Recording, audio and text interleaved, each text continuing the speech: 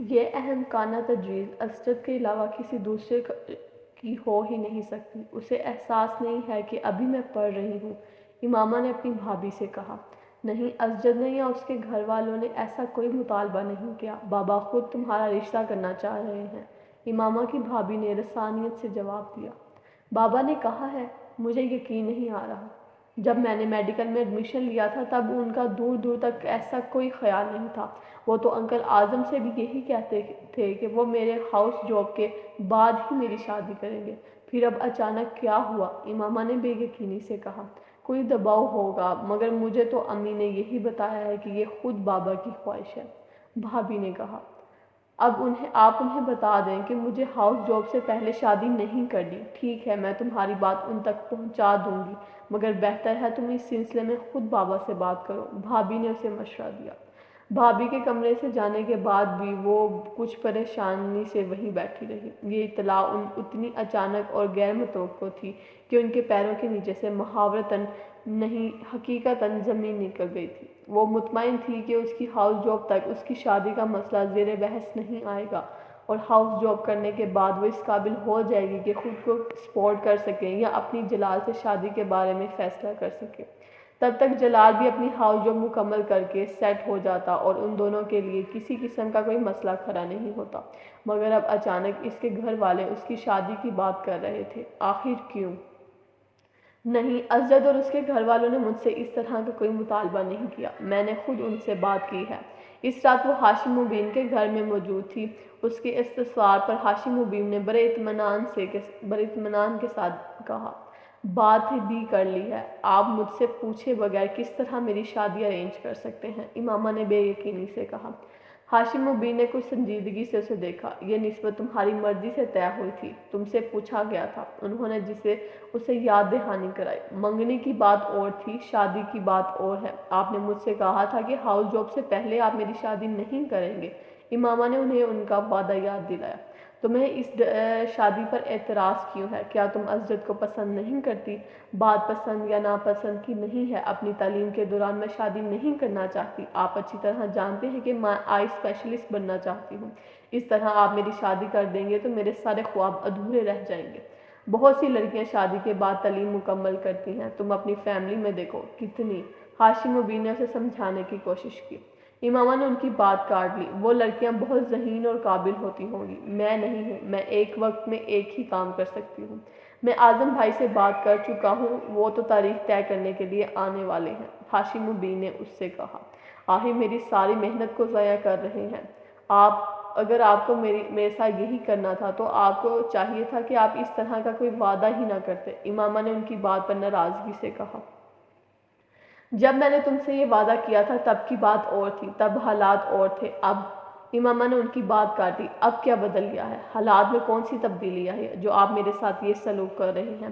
میں تمہیں یقین دلاتا ہوں کہ اسجد تمہاری تعلیم میں تمہارے ساتھ پورا تعاون کرے گا، وہ تمہیں کسی چیز سے منع نہیں کرے گا۔ ہاشم مبین نے اس کی بات کا جواب دیتے ہوئے کہا، بابا مجھے اسجد کے ساتھ تعاون کی ضرورت نہیں ہے، مجھے آپ کے تعاون کی ضرورت ہے۔ آپ مجھے میری تعلیم مکمل کرنے دیں، امامہ نے اس بار قدرے ملتجیانہ انداز میں کہا۔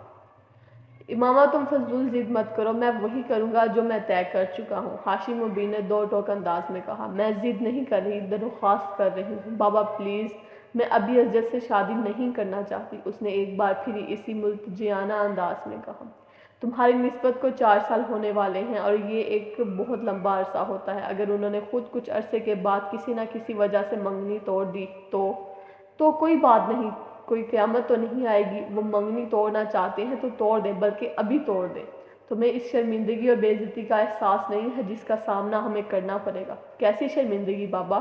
یہ ان لوگوں کا فیصلہ ہوگا، اس میں ہماری تو کوئی غلطی نہیں ہوگی، اس نے انہیں قائل کرنے کی کوشش کی۔ تمہارا دماغ خراب ہو گیا ہے یا پھر تم عقل سے پیدل ہو، ہاشم مبین نے اسے جھڑکتے ہوئے کہا۔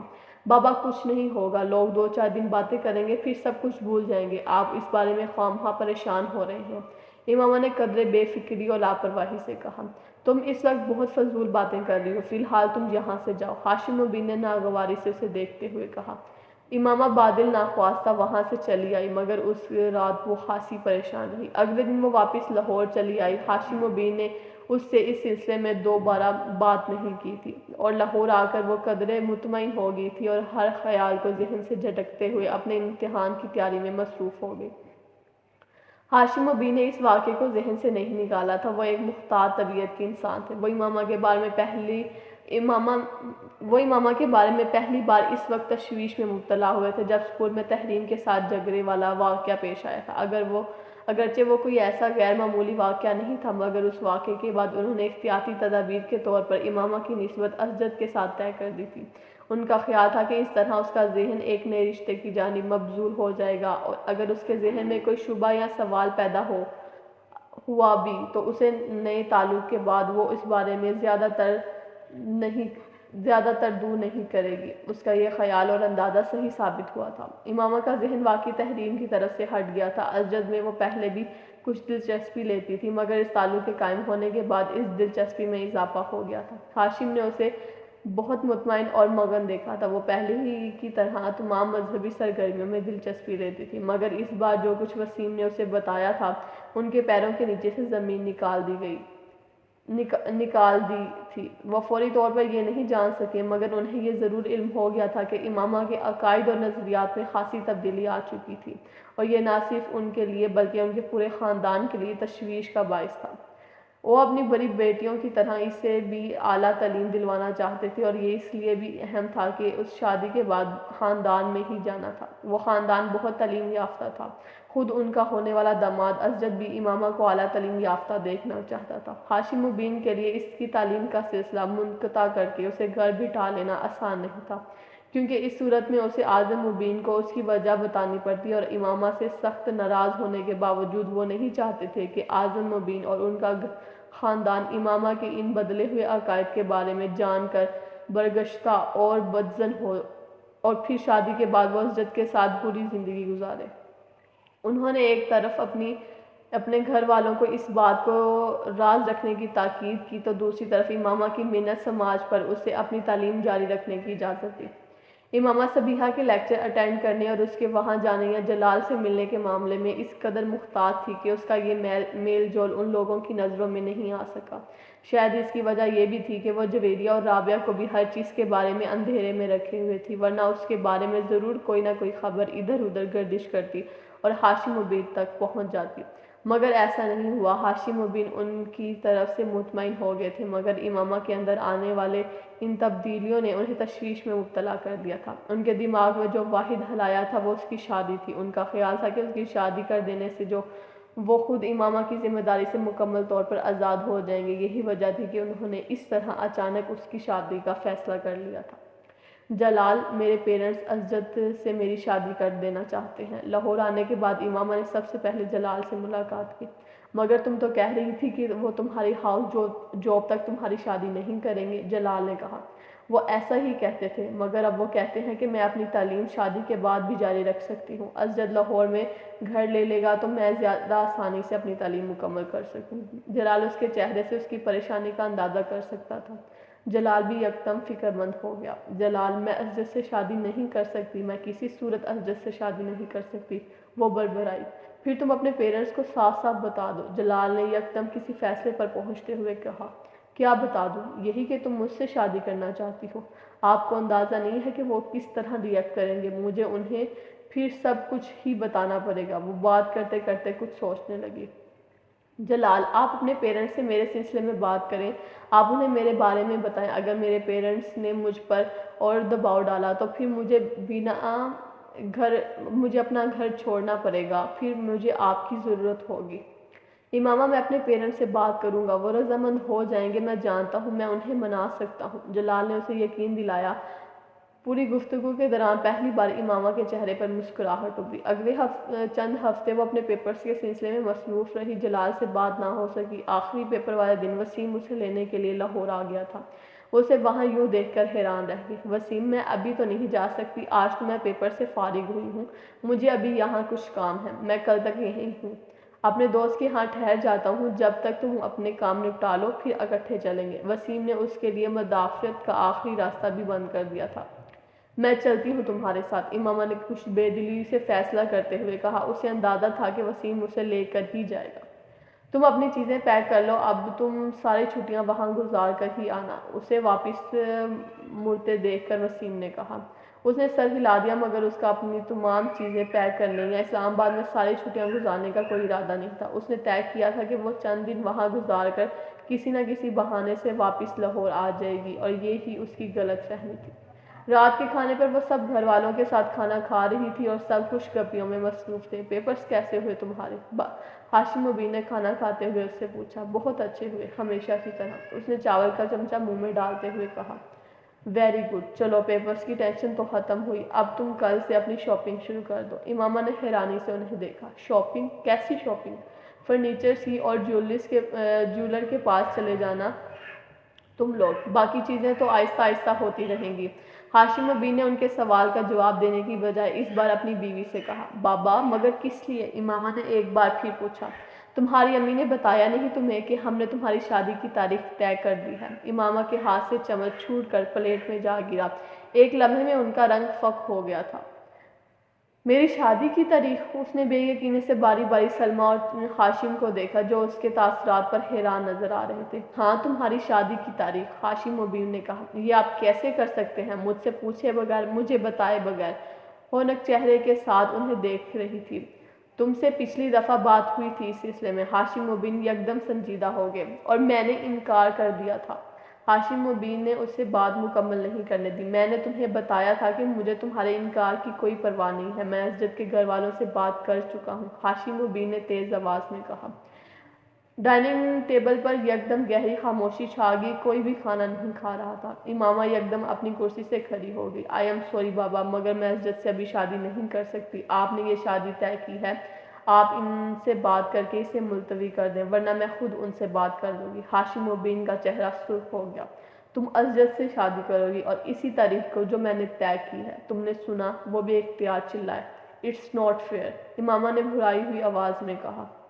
اب تم مجھے یہ بتاؤ گی کہ کیا فیئر ہے اور کیا نہیں؟ تم بتاؤ گی مجھے؟ ہاشم مبین کو اس کی بات پر اور غصہ آیا۔ بابا، جب میں نے آپ سے کہا تھا کہ مجھے ابھی شادی نہیں کرنی، تو آپ زبردستی کیوں کر رہے ہیں میرے ساتھ؟ امامہ نے بے اختیار رونے لگی۔ اگر کر رہا ہوں زبردستی، پھر بھی میں حق رکھتا ہوں، وہ چلائے۔ امامہ اس بار کچھ کہنے کے بجائے اپنے ہونٹ پیچھتے ہوئے سرخ چہرے کے ساتھ تیزی سے ڈائننگ روم سے نکل آئی۔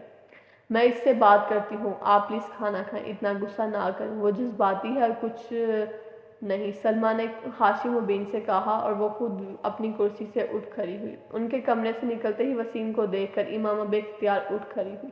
تم دفع ہو جاؤ یہاں سے، نکل جاؤ۔ اس نے تیزی سے وسیم کے پاس جا کر اسے دھکا دینے کی کوشش کی۔ وہ پیچھے ہٹ گیا۔ کیوں؟ میں نے کیا کیا ہے؟ جھوٹ بول کر اور دھوکہ دے کر تم مجھے یہاں لے آئے ہو۔ مجھے اگر لاہور میں پتہ چل جاتا کہ تم اس لیے مجھے اسلام آباد لا رہے ہو، تو میں کبھی یہاں نہ آتی۔ وہ دھاری، میں نے وہی کیا جو مجھ سے بابا نے کہا۔ بابا نے کہا تھا میں تمہیں نہ بتاؤں۔ وسیم نے وضاحت پیش کرنے کی کوشش کی۔ تو پھر یہاں میرے پاس کیوں آئے ہو؟ بابا کے پاس جاؤ، ان کے پاس بیٹھو، بس یہاں سے دفع ہو جا۔ وسیم ہونٹ پیچھتے ہوئے اسے دیکھتا رہا، پھر کچھ کہے بنا کمرے سے نکل گیا۔ امامہ اپنے کمرے میں جا کر کمرے میں بیٹھ گئی۔ اس وقت اس کے پیروں سے صحیح معنوں میں زمین نکل چکی تھی۔ یہ اس کے وہم و گمان بھی نہیں تھا کہ اس کے گھر والے اس طرح اس کے ساتھ کر سکتے ہیں۔ وہ اتنے قدامت پرست یا کٹر نہیں تھے جتنے وہ اس وقت ہو گئے تھے۔ اسے ابھی بھی یقین نہیں آ رہا تھا کہ یہ سب اس کے ساتھ ہو رہا ہے۔ اس کا دل ڈوبنے لگا۔ مجھے اس صورتحال کا سامنا کرنا ہے، مجھے ہمت نہیں ہارنی، مجھے کسی نہ کسی طرح فوری طور پر جلال سے کانٹیکٹ کرنا ہے۔ وہ یقیناً اب تک اپنے پیرنٹس سے بات کر چکا ہوگا، اس سے بات کر کے کوئی نہ کوئی رستہ نکل آئے گا۔ وہ بے چینی سے کمرے میں ٹہلتے ہوئے سوچتی رہی۔ اس کے کمرے میں دوبارہ کوئی نہیں آیا۔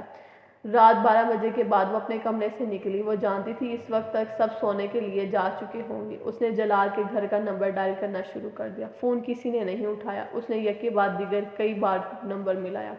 آدھے گھنٹے تک اس طرح کالز کرتے رہنے کے بعد اس نے مایوسی کے ساتھ فون رکھ دیا۔ وہ جویریہ یا رابعہ کو فون نہیں کر سکتی تھی، وہ دونوں اس وقت ہاسٹل میں تھی۔ کچھ دیر سوچتے رہنے کے بعد اس نے صبیحہ کا نمبر ڈائل کرنا شروع کر دیا۔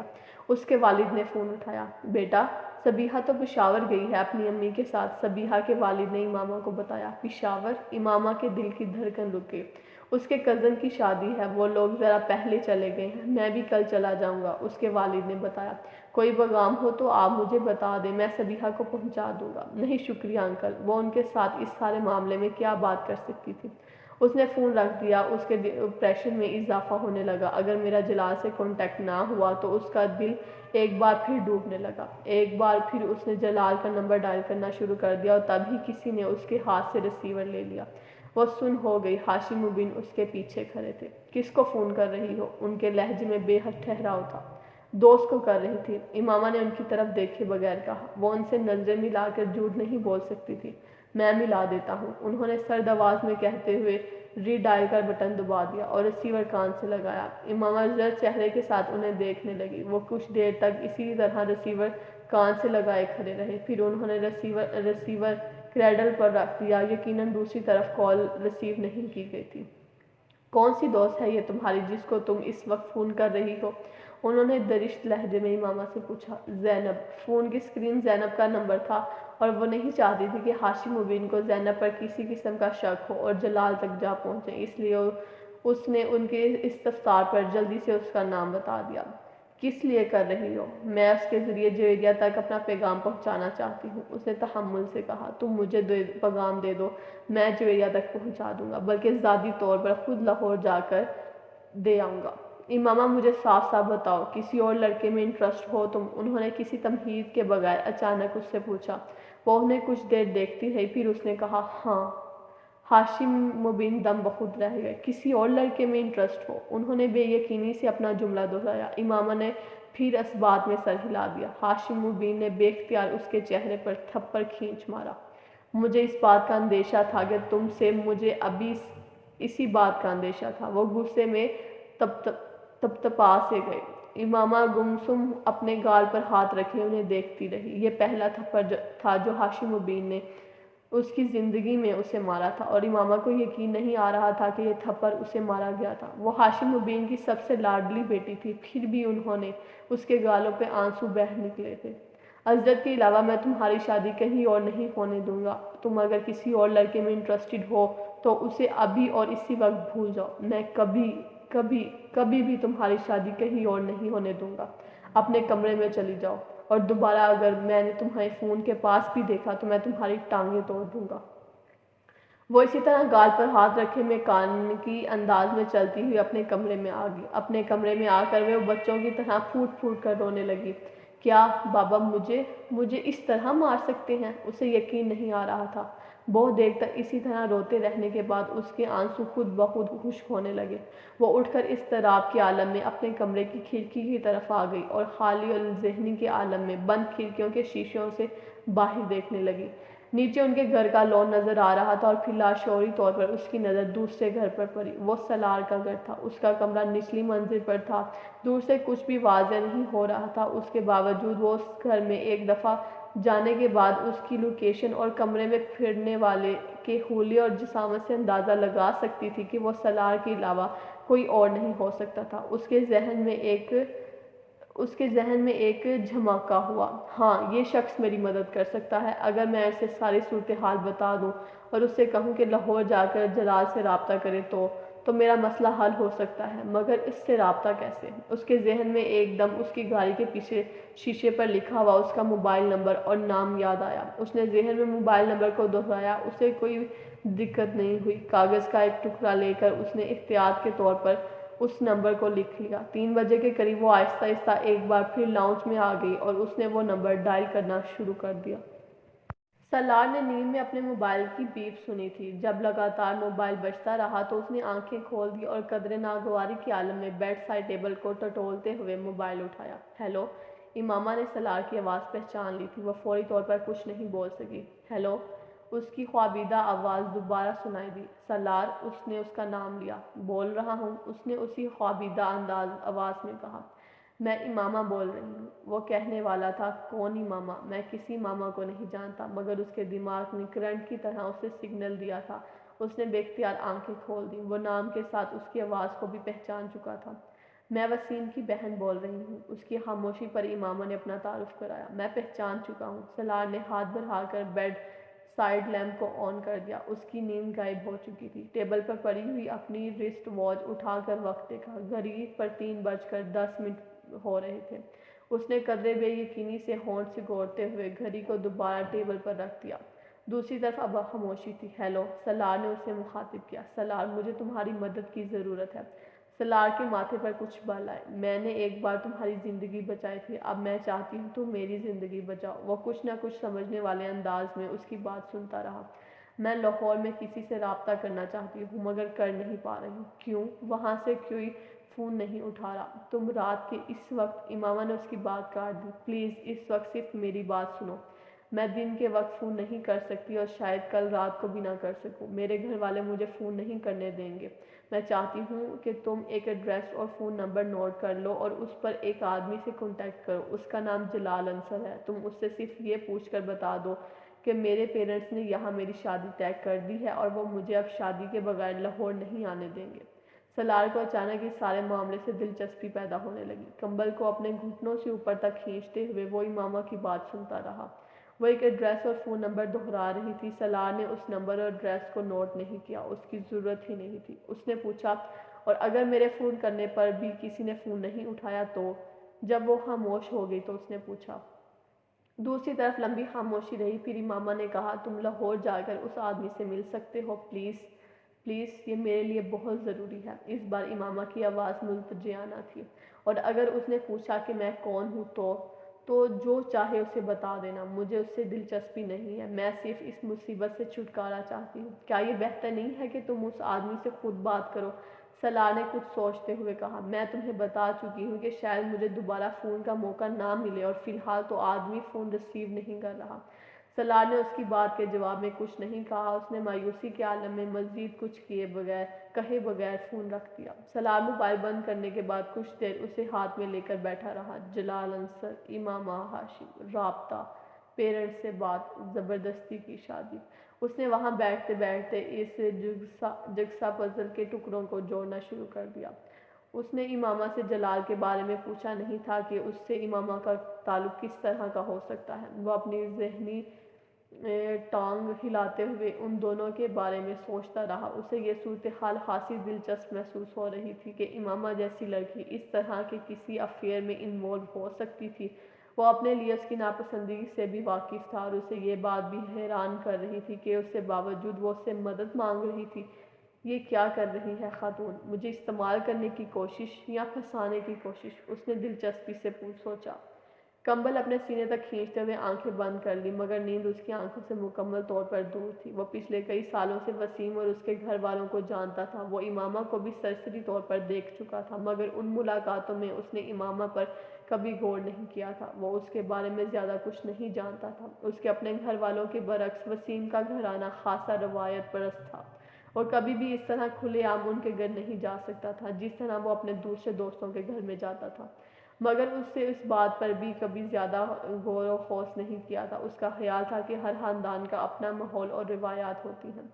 اس طرح وسیم کے خاندان کی بھی اپنی روایات تھیں۔ اسے امامہ کے موڈ اور ٹیمپرامنٹ کا بھی تھوڑا اندازہ تھا مگر اس طرح اچانک امامہ کی کال وصول کر کے وہ اس حیرت کے جھٹکے سے سنبھل نہیں پا رہا تھا جو اسے لگا تھا۔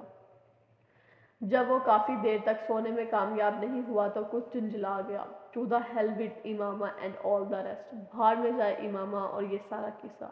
وہ بڑبڑایا اور کروٹ لے کر اس نے تکیہ اپنے چہرے کے اوپر رکھ دیا۔